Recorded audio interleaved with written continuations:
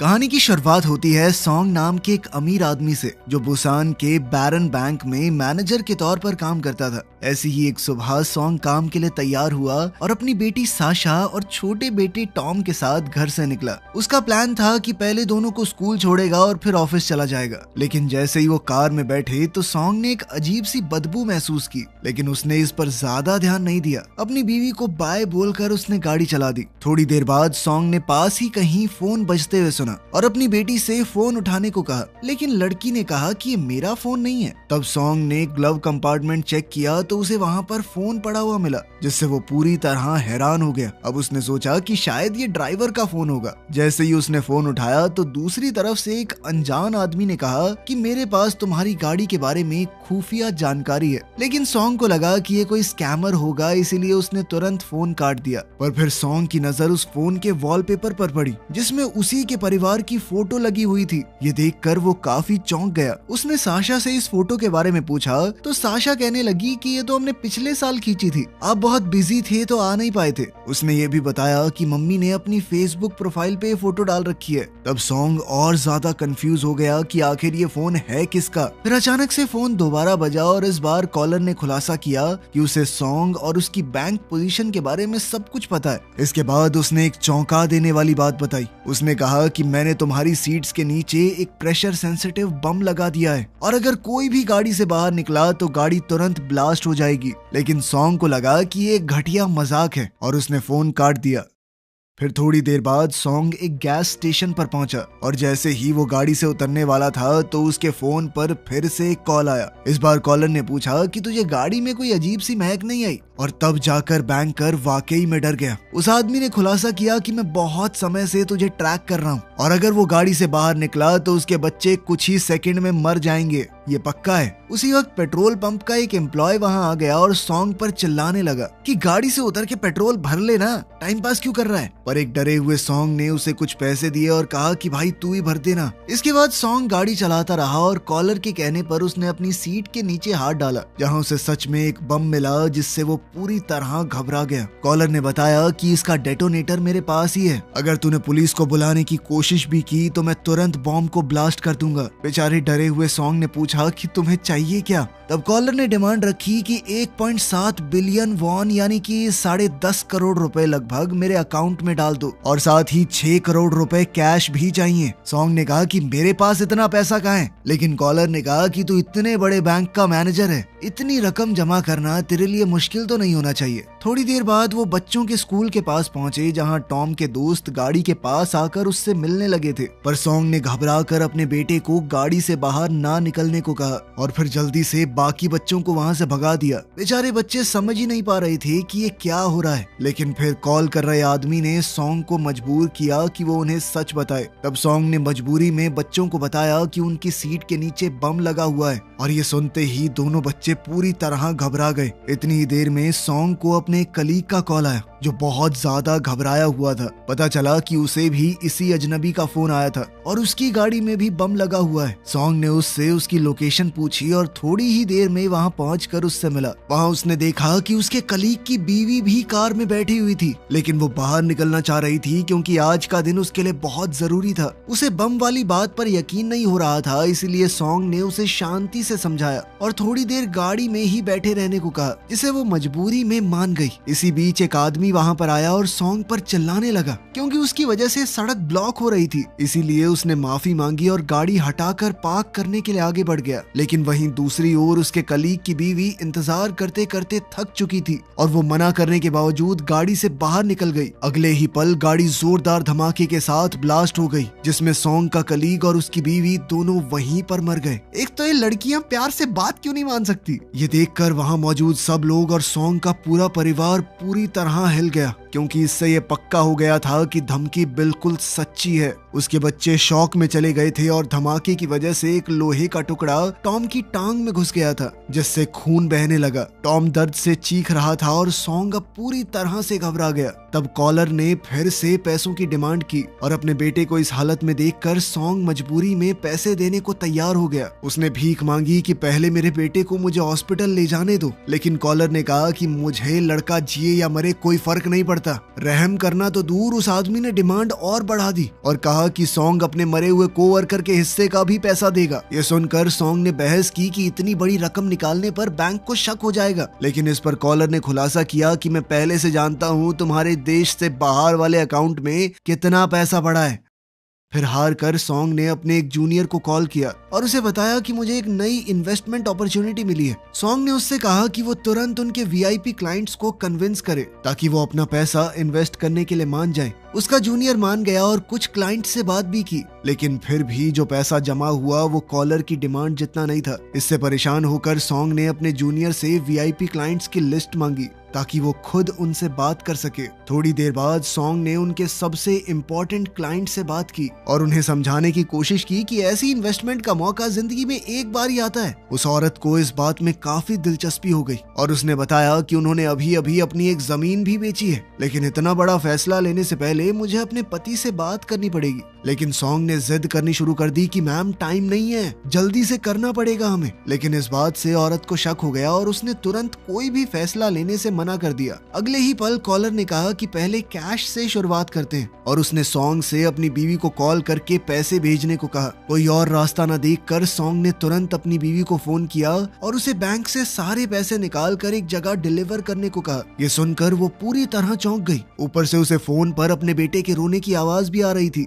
जो उसे और ज्यादा डरा रही थी। लेकिन सॉन्ग ने उसे यकीन दिलाया कि सब कुछ ठीक है। ऊपर से साशा ने भी अपनी माँ से कह दिया कि हम बिल्कुल ठीक है मम्मा, ये तो ऐसे ही रो रहा है। फिर भी सॉन्ग की बीवी ने कहा कि मैं पुलिस को खबर करूंगी, लेकिन सॉन्ग ने उसे सख्ती से मना कर दिया कि ऐसा कुछ मत करना। अब परेशान होकर सॉन्ग उससे भीख मांगने लगा कि जैसा कह रहा हूँ वैसा कर दे, मान जा प्लीज। और तब जाकर उसकी बीवी मानी। उधर पुलिस स्टेशन में ऑफिसर्स पहले हुए ब्लास्ट की इन्वेस्टिगेशन कर रहे थे। वो सीसीटीवी फुटेज देख रहे थे जिसमें सॉन्ग अपने कोवर्कर से बात करता दिख रहा था और ऐसा लग रहा था कि दोनों के बीच में झगड़ा हो रहा है। फिर उन्होंने ये भी देखा कि ब्लास्ट होने से तुरंत पहले सॉन्ग वहां से हट गया, जिससे उन्हें शक हुआ कि उसे पहले से इस बारे में पता था कि ब्लास्ट होने वाला है। इस वजह से उन्हें शक हुआ कि शायद सॉन्ग ही अपराधी है और उसने किसी आपसी दुश्मनी के चलते अपने साथी को मार दिया है, जबकि फुटेज में वो कुछ कर भी नहीं रहा था।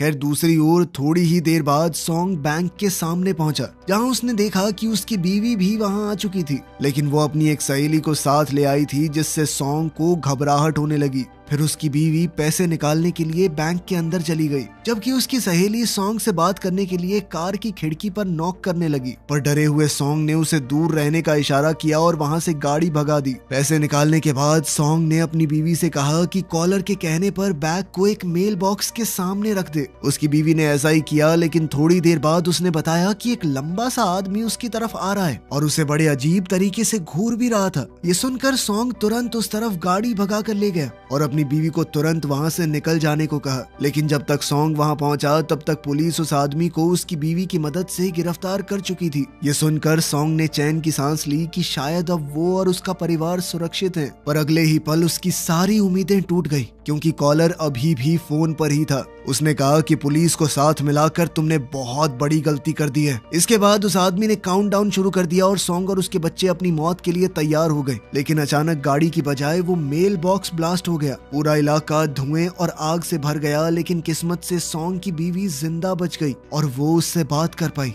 ये देखकर डरा हुआ सॉन्ग वहां से गाड़ी भगा कर निकल गया, जबकि कॉलर लगातार पैसे मांग रहा था और कह रहा था कि किसी भी कीमत पर मुझे पैसे चाहिए। उसी वक्त पुलिस ने एक और सीसीटीवी फुटेज देखी, जिसमें सॉन्ग दूसरी ब्लास्ट वाली लोकेशन पर भी मौजूद था। इससे उन्हें पूरा यकीन हो गया कि ये सारे कांड यही आदमी कर रहा है और उसे ढूंढने के लिए हर तरफ पुलिस फैल गई। इधर सॉन्ग ने अपने जूनियर को फोन किया और पता चला कि वो अभी भी पूरा पैसा जमा नहीं कर पाया। गुस्से में सॉन्ग उस पर चिल्लाने लगा और फिर कॉलर को बताया कि देख भाई, मेरे पास जितना भी पैसा है मैं ट्रांसफर कर दूंगा, बस मेरे बच्चों को जाने दे। लेकिन कॉलर ने साफ कह दिया कि जब तक उसे पूरी की पूरी रकम नहीं मिलती वो कोई डील नहीं करेगा। ऊपर से उसका बेटा टॉम काफी खून बहने से अब बेहोश होने की कगार पर पहुंच चुका था। सॉन्ग ने फिर से कॉलर से भीख मांगी कि पहले उसे बेटे को हॉस्पिटल पहुंचाने दिया जाए, लेकिन उस आदमी ने फिर भी कोई दया नहीं दिखाई। थोड़ी देर बाद एक पुलिस वाला सॉन्ग के पास आया और उसे गाड़ी से बाहर आकर बात करने को कहा, लेकिन सॉन्ग ने मना कर दिया और हॉस्पिटल ढूंढने के लिए फुल स्पीड में गाड़ी भगा दी। इसके बाद पुलिस ने सख्त एक्शन लिया और उसके पीछे कई पुलिस गाड़ियां और हेलीकॉप्टर लगा दिए। एक जबरदस्त चेज के बाद पुलिस ने आखिरकार सॉन्ग को घेर लिया और अब उसके पास भागने का कोई रास्ता नहीं बचा था। एक ऑफिसर ने आकर उसे कार से बाहर निकलने को कहा। तब सॉन्ग ने मजबूरी में सच बता दिया कि सीट्स के नीचे बम लगा हुआ है। साथ ही उसने ये भी कह दिया कि अगर मुझे तुमने जाने नहीं दिया तो मेरे बच्चों के साथ ही मैं बम ब्लास्ट कर दूंगा।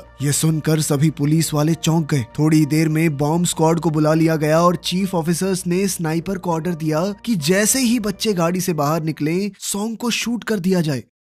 फिर एक फीमेल ऑफिसर सॉन्ग के पास आई और उसे अपने बच्चों को छोड़ने के लिए भीख मांगी, लेकिन एक बेहाल सॉन्ग ने मना कर दिया और फोन की ऑन कॉल स्क्रीन दिखाई। ऑफिसर को समझ आ गया कि मामला कितना नाजुक है, इसीलिए उसने पानी की बोतलें और एक वॉकी टॉकी दे दिया ताकि पुलिस सब कुछ सुन सके। जब पुलिस वहां से थोड़ा दूर हुई तो सॉन्ग ने वॉकी टॉकी को फोन के पास रख दिया। उसने कॉलर से बात करने की कोशिश की, लेकिन दूसरी तरफ से कोई आवाज नहीं आई। तभी उसे कॉलर का एक मैसेज मिला जिसमें लिखा था कि वॉकी टॉकी को पहले बाहर फेंक दे। मजबूर होकर सॉन्ग ने ऐसा ही किया और पुलिस वाले हैरानी से देखते रह गए। फिर सॉन्ग ने आसपास देखा और भीड़ को देखकर उसे समझ आ गया कि कॉलर इन्हीं में से कोई है। उसने गाड़ी का हॉर्न बजाया और कॉलर के फोन से भी उसी हॉर्न की आवाज आई। इससे साबित हो गया कि वो आदमी आसपास ही है। कुछ पल बाद सॉन्ग ने भीड़ में एक आदमी को फोन पर बात करते देखा, लेकिन वो बस बेबस होकर उसे देख सकता था, पुलिस को कुछ भी बता नहीं सकता। फिर कॉलर ने सॉन्ग से कहा कि अगर तुम एक आम जिंदगी जीते तो ये सब कभी नहीं होता। उसने सॉन्ग से 6 साल पहले की बातें याद करने को कहा, जब सॉन्ग बैरन बैंक में काम करता था। लेकिन इससे पहले कि वो आगे कुछ कह पाता,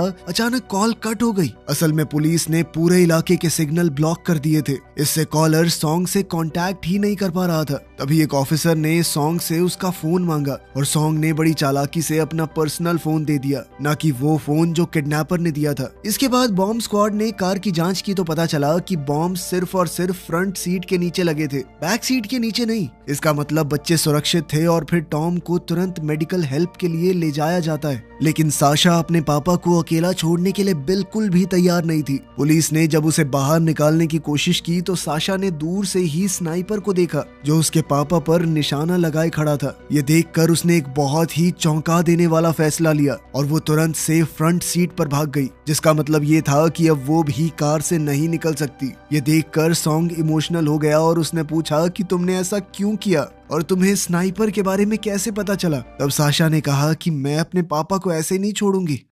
उधर वो फीमेल ऑफिसर पुलिस चीफ पर चिल्लाने लगी कि स्नाइपर लगाकर तुमने लड़की को डरा दिया। लेकिन चीफ कहने लगा कि असली गुनहगार सॉन्ग ही है, क्योंकि उसके फोन में किसी भी अजनबी के साथ कोई कॉल रिकॉर्ड नहीं मिला। खैर थोड़ी ही देर में सैम नाम का एक जवान लड़का आया और खुद को सॉन्ग का भाई बताकर उससे मिलने की परमिशन मांगने लगा। पुलिस को लगा कि शायद वो सॉन्ग को अपनी बेटी को छोड़ने के लिए मना लेगा, इसीलिए उसे जाने की इजाजत दे दी गई। फिर जैसे ही सैम सॉन्ग के पास पहुंचा तो एक चौंका देने वाला खुलासा किया कि वही असली कॉलर है। गुस्से से भरे सॉन्ग ने उसे तुरंत पकड़ लिया, लेकिन सैम ने धमकी दी कि मैं बॉम्ब को ट्रिगर कर दूंगा। उसने कहा कि मुझे मरने से कोई डर नहीं लगता, क्योंकि मेरे पास खोने के लिए कुछ नहीं बचा और ये मासूम लोग भी साथ में ही फटेंगे। ये सुनते ही सॉन्ग बुरी तरह घबरा गया और वादा किया कि वो सारे पैसे ला देगा, बस कम से कम उसकी बेटी को छोड़ दिया जाए। हैरानी की बात ये थी कि सैम मान गया और बम को कुछ देर के लिए डीएक्टिवेट कर दिया, जिससे साशा सुरक्षित गाड़ी से बाहर निकल गई।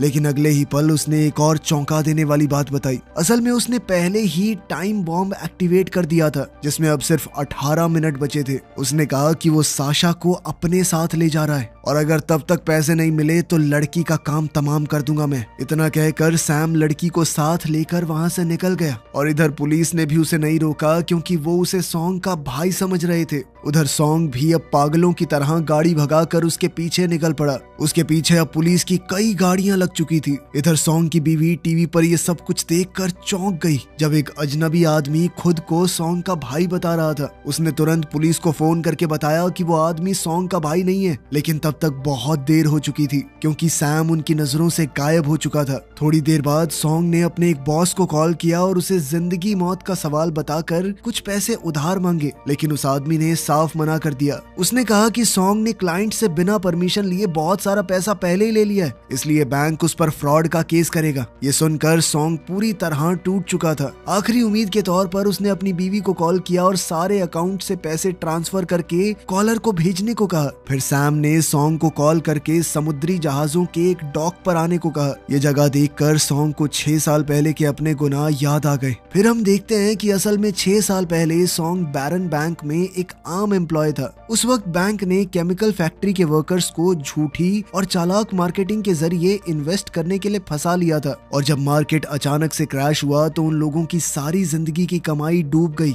इन इन्वेस्टर्स में से एक गरीब प्रेग्नेंट औरत भी थी जिसने अपनी पूरी जमा पूंजी लगा दी थी, लेकिन मदद करने की बजाय सॉन्ग ने सारे सबूत मिटा दिए और बैंक के फ्रॉड को छुपा दिया। इस घिनौने काम के बदले उसके बॉसेस ने उसे प्रमोशन देकर ब्रांच मैनेजर बना दिया। वो बेचारी प्रेग्नेंट औरत सॉन्ग के पास आई और रो रो कर उससे कम से कम अपने हक का पैसा वापस निकालने का तरीका पूछने लगी, लेकिन लालच में अंधे सॉन्ग ने उसे नजरअंदाज कर दिया। अब खुलासा होता है कि वो प्रेग्नेंट औरत सैम की बीवी थी और आज सैम अपने परिवार का बदला लेने आया था। अब प्रेजेंट में सैम साशा के साथ गाड़ी चला रहा था, तब उसे कॉल आई कि उसके अकाउंट में 1 बिलियन वॉन जमा हुए हैं। ये किसने की हैं? सैम ने कहा कि ये सब इसलिए हुआ है क्योंकि मैंने फ्रॉड करने वाले बैंक के खिलाफ केस जीत लिया है और अब उसे सारे फैक्ट्री वर्कर्स की जिंदगी एक नए तरीके से शुरू करने का मौका मिल चुका है। थोड़ी ही देर में सॉन्ग भी इसी केमिकल फैक्ट्री के पास वाले डॉक पर आ पहुंचा जहां बैंक के खिलाफ प्रोटेस्ट के बोर्ड लगे हुए थे। यहीं उसने देखा कि उसकी बेटी एक दूसरी गाड़ी में बंधी हुई थी। सॉन्ग ने शर्मिंदा होकर अपनी बेटी से माफी मांगी और कहा कि उसने जिंदगी में लालच के चक्कर में बहुत गलत काम किए थे और अब वो उनकी सजा भुगत रहा है। तभी सैम वहां आया और सॉन्ग के साथ फ्रंट सीट पर बैठ गया। सॉन्ग फिर से अपने पाप के लिए माफी मांगने लगा और वादा किया कि वो सभी विक्टिम्स के लिए लड़ेगा, लेकिन सैम ने मना कर दिया। उसने बताया कि मैंने और मेरी बीवी ने बैंक के खिलाफ केस किया था। उस केस को लड़ने के लिए उन्हें दूसरे बैंक से लोन लेना पड़ा, जिसने उन्हें कर्ज के जाल में ऐसा फंसाया कि आखिरकार उसकी बीवी ये सब झेल नहीं सकी और वो मेरे होने वाले बच्चे के साथ साथ चल बसी। उस एक पल में सैम ने अपना सब कुछ खो दिया था। फिर सैम ने सॉन्ग को गाड़ी पानी में ले जाने को कहा ताकि ब्लास्ट उसकी बेटी से थोड़ा दूर हो। मजबूरी में सॉन्ग गाड़ी को समुद्र में ले गया, लेकिन बम फटने से पहले ही गाड़ी पानी के अंदर डूब चुकी थी। इससे सैम बेहोश हो गया और सॉन्ग ने उसे बचाने की कोशिश की, लेकिन उसे निकाल नहीं पाया। थोड़ी ही देर में बम फट गया, लेकिन सॉन्ग किसी तरह बच निकला और पुलिस ने उसे रेस्क्यू कर लिया। बाद में सॉन्ग ने ऑफिसर्स से सैम के बारे में पूछा तो पता चला कि बदकिस्मती से उसकी मौत हो चुकी थी। इस घटना के बाद सॉन्ग ने अपनी जिंदगी बदलने का फैसला कर लिया। उसने उसी पल सारे निर्दोष वर्कर्स के लिए लड़ने की कसम खाई। जल्द ही उसने पब्लिक के सामने आकर बैंक के सारे फ्रॉड और अपने भी गुनाह कबूल किए। उसने कबूल किया कि मैंने ही असली सबूत मिटा दिए थे, लेकिन अब उसकी गवाही दोषियों को सजा दिलाने के लिए काफी थी। आखिरकार हम देखते हैं कि सॉन्ग गाड़ी चला रहा था और उसके बॉस ने उसे कॉल करके रुकने की भीख मांगी। ये भी कहा कि जॉब वापस दे दूंगा तुझे, हमारे खिलाफ गवाही मत दे। लेकिन सॉन्ग ने बिना सुने फोन काट दिया, जिससे साफ हो गया कि जब तक इंसाफ नहीं मिलेगा तब तक वो रुकने वाला नहीं है। वीडियो पसंद आई तो लाइक कर देना, चैनल को सब्सक्राइब कर लेना। मिलते हैं अगली वीडियो में।